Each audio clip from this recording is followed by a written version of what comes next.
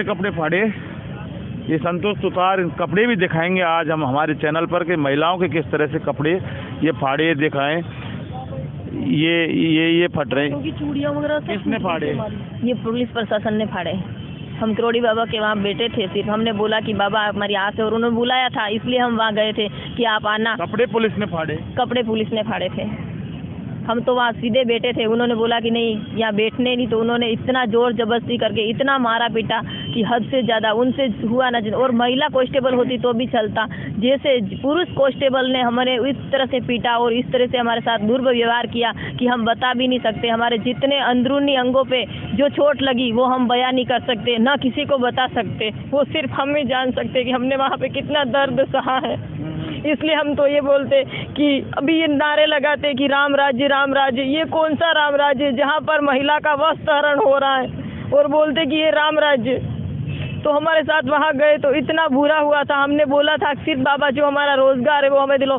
जैसे ही बाबा ने बात की तो उन्होंने दूसरे ड्राइवर से बात करवा के बोला कि हमारे किरोड़ी बाबा ही बोल रहे, उनकी भी हमारे पास। क्यों उन्होंने हमारे महिला के साथ इतना छल बल किया? हम कौन सा उनसे क्या मांग रहे? और हम तो उसका एक बाप घर मान के गए थे कि हमारे पिताजी का ही घर है, और जो भगवान ने उनको देने के लायक बनाए वो मंत्री थे, इसीलिए वहाँ उनके घर के बाहर गए थे। बाकी ऐसा थोड़ी है कि हम किसी के घर जाके बैठे।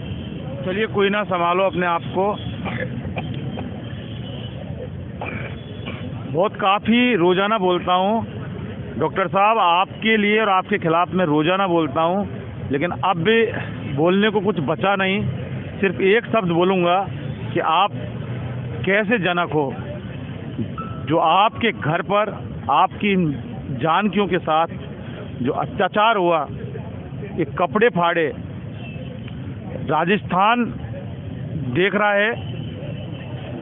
और आप तो वीरांगनाओं को इंसाफ दिलाते थे और अपनी बेटियों के साथ ये हुआ। धिक्कार है आपको डॉक्टर साहब, धिक्कार। राजस्थान आपको माफ़ नहीं करेगा। राम राज्य में राम जी की तस्वीर तोड़ी जा रही है, पैरों से कुचली जा रही है। महिलाओं का चीरहरण या तो उस दुशासन ने, किसने किया था महाभारत में, द्रौपदी का, और आपने ये क्या कर दिया। राजस्थान माफ़ नहीं करेगा, डबल इंजन की सरकार को माफ़ नहीं करेगा, भजनलाल सरकार को माफ़ नहीं करेगा, और वो राजा जी दिल्ली वाले जो बैठे हैं उनको कभी माफ़ नहीं करेगा।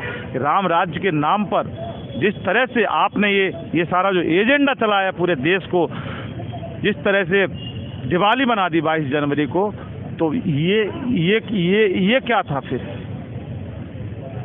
ये भी तो देखें ना कि 12 फरवरी की रात को क्या बनाओगे आप। 12 फरवरी थी ना उस दिन, 22 जनवरी को आपने दिवाली मनाई, पूरे देश को दिए जलवा दिए थे। और 12 फरवरी को राजस्थान के जयपुर में राजीव गांधी के युवा मित्रों और जो महिला युवा मित्रों के जिस तरह से अत्याचार किया, कपड़े फाड़े गए थे, ये वाकई बर्दाश्त से बाहर। राजस्थान आपको माफ़ नहीं करेगा, आपकी ये बेटियां माफ़ नहीं करेंगी। और ये नैना मीना, ये खुद बेटी, भक्त, भगवान, पता नहीं क्या क्या आपको मानती थी। और एक आपका ऐसा वो एक राजकुमार मीना, उसका भी इंटरव्यू लिया था, उसने तो साफ कैमरे पर बोला था कि पटक पर खम्मा दी थी, और पता नहीं क्या क्या जतन किए आपके लिए। लेकिन बाकी आपका असली चेहरा सामने आ गया कि ये जो आप जितना भी करते थे ये सिर्फ सत्ता में आने के लिए करते थे।